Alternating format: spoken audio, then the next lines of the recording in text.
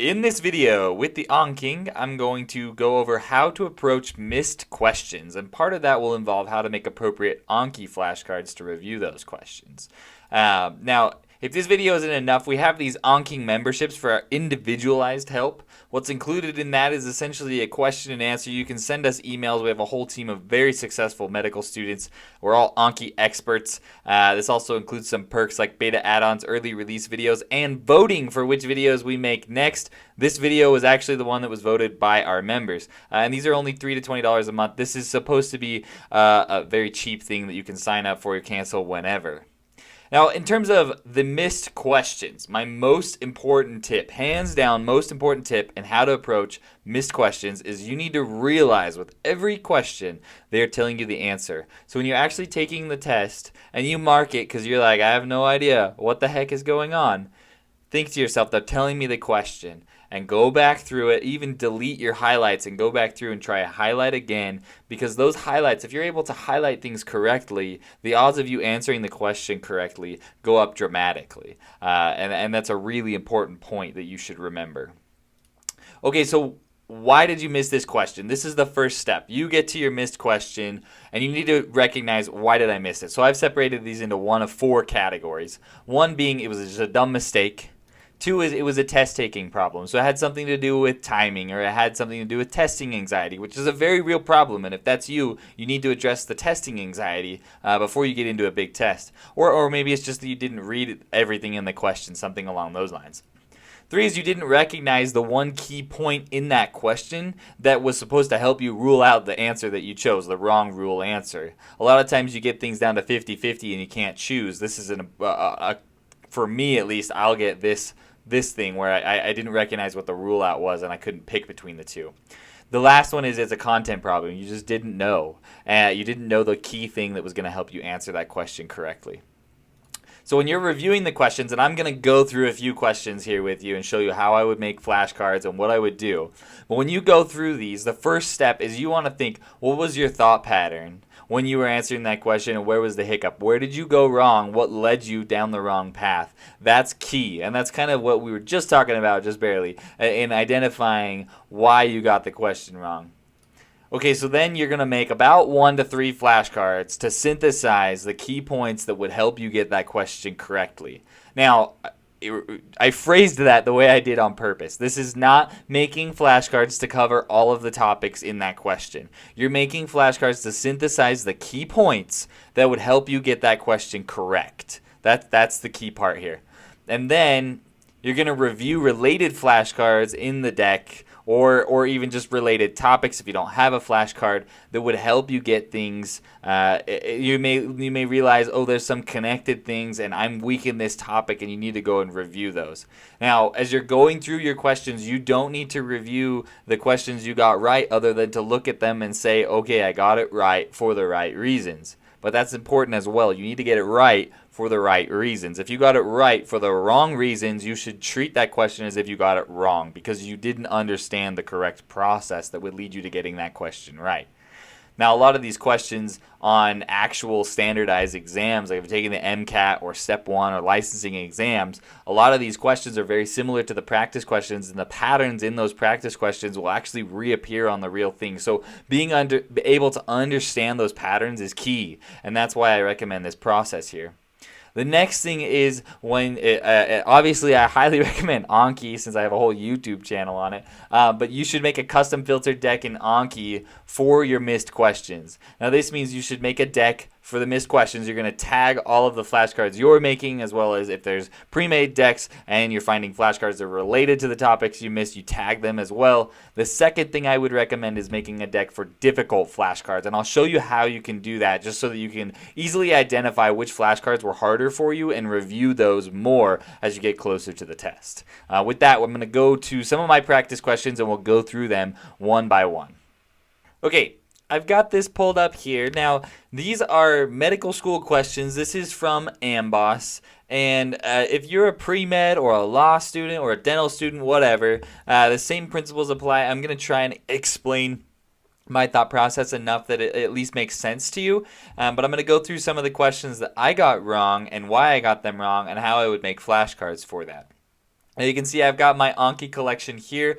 I've pulled up my add card dialog, and you can see I have a missed questions deck. I also have a missed questions tag that I've made. You don't need to copy mine. It could be whatever. And you could label things however you want. I'm just going to kind of teach you the principles here. So I'm going to go through question 1 here. Now I really like Amboss because I can just automatically highlight things and see what and then you can get the attending tip to kind of where you should be thinking after you've read this. Now the first step, if you're not already doing this, when you read a practice question, you should read the first sentence, kind of figure out what's going on, then read the last sentence here. Okay, so it's asking what's the most appropriate next step in management, and then I'm going to look here and I'm going to see, okay, we have a bunch of anti-seizure things. We've also got some neurologic things like a lumbar puncture. Okay, so that's the mindset you need to be in as you're reading this question. Now I read this question and I saw, okay, violent jerky movements of the arms and legs. I'm immediately thinking seizure. I read through the rest of this stuff and I'm thinking seizure. So what's the next step in management? I'm thinking you should give them a benzodiazepine. Well, I got this wrong. Now, why did I get this wrong? Well, if I go back and reread it quickly, you'll see this is 25 minutes after the episode. The person is not actively seizing right now, so we don't need that anymore. When you click on it, it kind of gives you the tips. It says this person's seizure has stopped. And so for me, this was kind of a test-taking thing. I should have highlighted this part right here, and that should have been clear to me, and then I would have gone and picked EEG. So what I would have done with this, if I were to make a flashcard, is simply to make a quick flashcard that just says something along the lines of, if somebody presents after a seizure, the next step in management would be EEG, whereas if someone presents with a seizure, the management would be lorazepam, and that's how I would make that flashcard. Okay, this next question is great. There's a lot of things I can teach you with this one, and I learned a lot from this one. So we got the key info here. We've got somebody that was in a high-speed motor vehicle collision. It's a young person. They were unrestrained. They now have severe neck pain. And the clear things that you should be gathering from this is why I like Amboss as a question bank. So the bladder is palpable, and squeezing of the glans penis does not produce anal sphincter contraction. Now, I didn't understand what this was, I chose CT scan because I'm thinking something's wrong with the head. This is a motor vehicle collision. We want answers quickly. But the truth is, I knew this probably meant something, but I didn't know what it was as I was taking the test. So this was more of a content issue for me. And after I researched it, this here is indicative of the bulbocavernous reflex. If you look that up, I just Googled it. The bulbocavernous reflex is something useful in testing spinal shock. Okay, and when you have spinal shock and you have the bladder like this, then you want to put a Foley catheter in. So I've identified that this was something that was more of a content issue because I couldn't get to the fact that this was spinal shock and what the next step in management would be for spinal shock because I didn't understand what this reflex was and I hadn't put 2 and 2 together. So here's the flashcards I would make. So I've already pulled up one here. I typed these out. So spinal shock presents with upper motor neuron signs in the lower extremities and lower motor neuron signs because I needed to better understand the spinal shock. And then here I'm putting, okay, you've got risk of bladder rupture. You should give them a Foley catheter. Just to remind myself of that, now I'm actually going to screenshot this whole thing just to kind of remind me of the question, and I paste it in here on that missed questions field. That's what I would do with that question. But there's a second feature here that I need to do. Like I said, the bulbocavernous reflex here, this is a problem that I didn't recognize. So this is absent in spinal shock, right? And that's a key finding here, but I need to know what that was and why this is important to this question. So I'm actually going to copy all of this again, same thing, and paste that over here because I want to associate these two facts with that one question and get those two things together. This is actually a really cool little trick that I've learned, especially when you're doing question banks that don't really like you to copy and paste from things. There's this app called Text Sniper, and so I actually, you go capture text, and you can capture text anywhere. You can just screenshot copies to the clipboard, and then I actually just pasted this in here, and you can see that it actually copies directly from what it says there. So this is super useful, especially if you're using the UWorld question bank because they don't let you copy and paste. This app is super handy. Again, it's called Text Sniper. On my website at ankipalace.com/discounts, we have a 15% off code if you want to go and do that. I really like this. Seriously, it's been super handy. Okay, so the third thing I would do, I identified this was a content problem. I got my 2 flashcards that I feel like would really help me get the key information. I'm going to go to the browser and I'm going to search spinal shock because I didn't really quite get this. And I'm going to go through, looks like there's only 16 cards here. There's not a lot. So I'm just going to go through and say, oh, okay, what could I learn from these flashcards? And oh, there you go. Right here's a flashcard that says, here's the bulbar cavernous reflex, absent spinal shock. So I obviously just didn't get that piece of the puzzle. So if I wanted to, I could unsuspend this card and I would add a tag to it that was my missed questions tag. And then you could restart it if you wanted to. On the old Anki, it would be here, but this is 2.1.42 at the moment. Then you would click forget and you could restart this flashcard. Again, I would add the missed questions tag that I've been using. So I've been using this one here. And I would add that to this card just so that it would pop up in there. And then I would go through these real quick just to make sure that there's not something where I'd say, oh, see, look, here you go, upper motor, below the nerve, the infarct, lower motor neuron. So I kind of made my own flashcard. Now, the truth is, making your own flashcards, you're actually going to get more out of it. But you can see that that content is here. I just, for whatever reason, had kind of not picked up on it. So that's kind of the process for this question of what I would do to review things. All right, I got a question here that has a lot of great teaching points. Now, just to set the stage, this is a 45-year-old woman. She's got persistent headaches. Her last menstrual period was a while ago. She's decreased libido, and voila, on the MRI, we've got an interstellar mass. So you're immediately thinking pituitary. That's easy. We've gotten that far. At least for me, I was like immediately jumped right to that, and I was able to narrow it down and say, okay, I know all of these things aren't true. These are really the treatments I know, but I didn't know which one was what, so I'm thinking, let's get rid of it. We'll do this. You click on it. Now, obviously, the reason here is that it was second-line treatment, and this is the first-line treatment. So this is really a content error. But I knew the information, but there was one thing that stopped me from getting this question right, and that's that I didn't know which one was second line and which one was first line. So what am I going to do? I'm going to make one flashcard just to cover that topic very quickly. So I'm going to use my text sniper here. I'm going to copy that to the clipboard, and we'll paste that in here. There we go. And I'm going to, make a close deletion out of this. And then I'm going to just screenshot the cabergoline therapy here instead of typing it out. And we're going to call that conservative treatment. I'm going to make another close here. We'll make it, we'll make it also C1. We'll paste that in there and say first line. Okay. Now, when you're making these flashcards, this is a really good time for me to address the fact that you should make good quality flashcards. So what I usually do is the bold is to set the stage. What disease are we talking about? What is the flashcard thinking about? What's the first thing I should look about? Okay, prolactinoma. I need to have prolactinoma on my head. That's what we're talking about. Cool. Okay, so then I've got second line treatment and first line treatment. That's what I'm trying to test in this flashcard. So I'm going to differentiate those two and allow myself to just quickly draw my mind to those topics by underlining second line and first line. We'll do that. Okay, so now I know we've got second line, first line, and you can use italics every now and then if you want.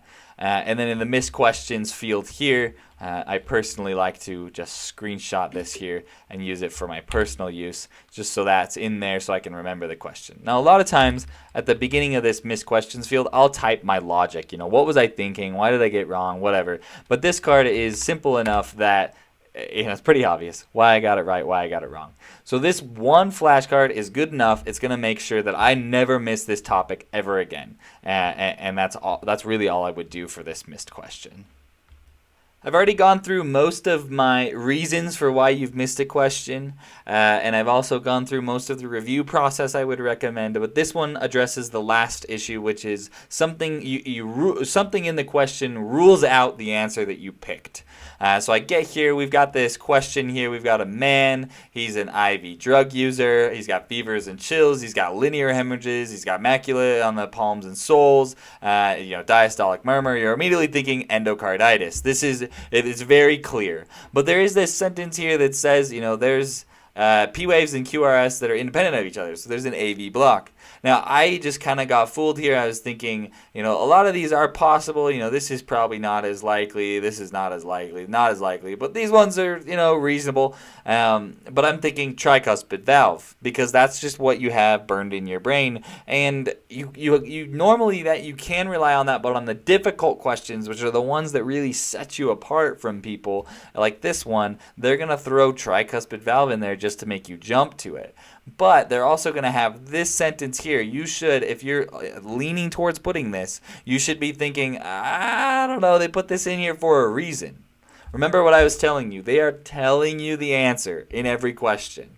So when you get here and you go, I don't know, this isn't sitting as well in my stomach. Remember, they are telling you the answer. And they put this sentence in there specifically to rule this one out. Because it doesn't make sense to just have a mass sitting on the tricuspid valve. That's not going to cause an AV block. That's not anywhere near the septum. So you need one of these answers that's a little more like the septum. Now, if you're not sure between these two and you're tempted to pick the wrong one, which is this one, then you would click on it and say, oh, okay, that's why heterogeneous mass is more likely a myxoma. And so then you could make a flashcard for that as well if you were tempted to do that. And this one's talking about an abscess formation that you would see in the heart. So this one that I put right here, I fell for their trick, but this sentence right here should have ruled that out. And it's very important, like I said, highlighting things is key. And you should have highlighted this sentence because it's weird. They put it in there for a reason.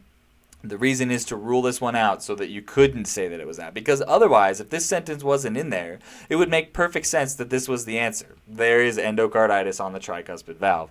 But in this case, they added that to tell you wrong. So I'm not going to give you an example of an Anki card just because it's pretty simple, but you get the idea. You would make a flashcard here. You would probably screenshot this just to remind yourself, hey, I need to not forget these things. This is a really key sentence, and I would highlight that just to make sure that I didn't forget it. The last little bit here is I want to go over how I make missed questions filtered decks. And I feel like this is really helpful because the filtered decks help you just pull out. See, I've got all of these flashcards due. I don't actually have. This is just an example. But if I had all these flashcards due, if I pull out the 15 or 20 that I have missed a topic on, then I'm definitely going to go slower on those and I'm going to think about them a little bit. That's what the filtered deck does. Everybody I have shown how to do this has loved it, so I highly, highly recommend it. Now, you do need to be on the V2 scheduler, the beta scheduler, the Anki 2.1 schedulers. It goes by multiple names. I have a video on that. If you don't understand that, I would definitely recommend watching that. There's also a video on custom filtered decks, and I can link those in the description of this video. But first, I want to make a deck here based off my missed questions. So I've got this missed questions tag here, and you can see I've been tagging by my rotations. So family medicine, neurology, OB-GYN, pediatrics. Now you can see I add little subtags here just to help me. Truthfully, I don't use them all that much, but it's just nice for me to know, hey, this is where I missed that topic. But I say I'm on my internal medicine rotation, so I want to review those. I don't really care about the missed questions from anything else. So I want this tag, and I want to make a filtered deck for this. So what I'm going to do is do this, and I'm going to go up to Edit, Create Filtered Deck. Now, if you're on old versions of Anki, there's actually an add-on that you need. If you're on newer versions, this is built into Anki. So I'm going to click on this, and I'm going to name this Missed Questions that's what it is, and I've got this here. Now you need to, the older versions will automatically add is due. The newer versions, you have to add that. The reason for this is I only want to make a filtered deck out of the cards that are due today. I want it to pull those in today. And I'm going to limit this to 99999 because I want to see everything. And what I like to do with this is I like to do it by most lapses. So most times you've missed it, those are going to show up first. And you could do it however you want it to, if you want to do order at it or whatever. But I like to do it by most lapses. And then I'm going to click Build. And it's going to create that deck and pull out the 9 cards out of all of these that have that tag for missed questions. So when I go through these 9 cards, I know, hey, I really got to pay attention on these because that's an important thing.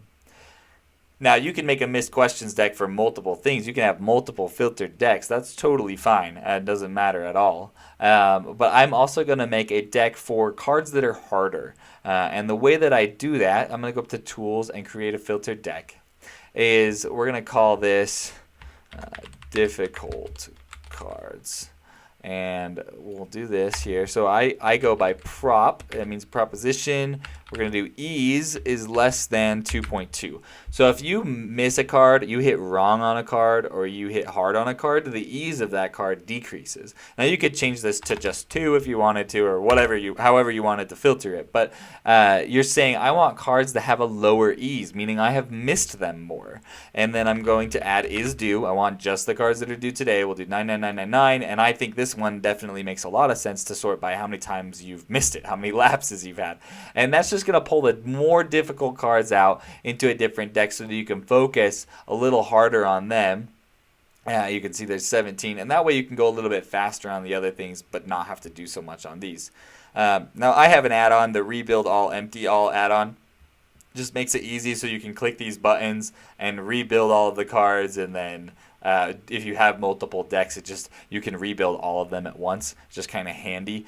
Do be careful when you do that, it modifies the cards, so always make sure that you sync before doing this, especially if you're going back and forth between desktop and your phone. But enjoy the filtered decks. Seriously, they are so useful. I use them all the time, and I feel like they are very key to reviewing this missed questions thing. It's kind of that last little cherry on top that helps with this process. Thank you everybody for watching this video. If you liked this, please subscribe to our channel and follow us on Instagram. We share lots of great tips on there. Also, if you need more help, please sign up for our memberships or our tutoring. We have a whole team of people. We really want to help you. We love hearing your success stories. This was one of my most requested videos, so hopefully it was helpful. Thanks for learning with the AnKing. Be sure to subscribe to our YouTube channel here, as well as follow us on Facebook, Instagram, or Patreon. That is at AnKingMed. Also, feel free to reach out via email or check out our website, ankingmed.com, for more tips and tricks.